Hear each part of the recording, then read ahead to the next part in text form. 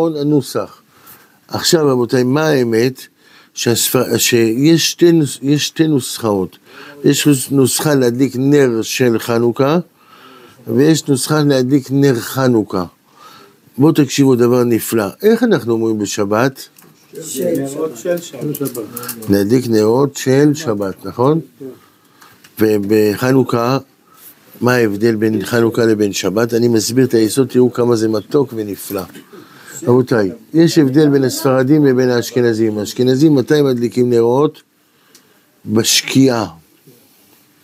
הספרדים מדליקים נרות בצאת הכוכבים. רבותיי, כשאני מדליק נרות של שבת, כבר שבת נכנסה או עוד לא? עוד לא נכנסה. אז מה אני אומר? להדליק נר של שבת. למה אני אומר להדליק נר של שבת? כי זה עדיין לא שבת, של ראשי תיבות לפני שבת. אבל כשאני מדליק נר חנוכה, אם אני ספרדי מתי מדליק נר חנוכה? בצאת הכוכבים. כשאני מדליק נרות זה כבר חנוכה או לא? אז לכן מה הספרדים אומרים? להדליק נר חנוכה. אבל תלכו תשמעו את האשכנזים, הם אומרים להדליק נר של חנוכה, כי האשכנזים מדליקים ממתי? בשקיעה. אז עוד לא נכנס חנוכה.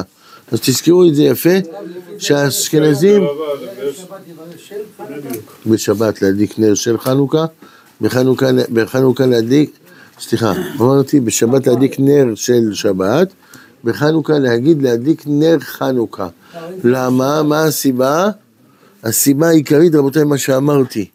יש בקבלה כל מיני ראשי תיבות וכל מיני צירופים. אנחנו עכשיו מסבירים פשט.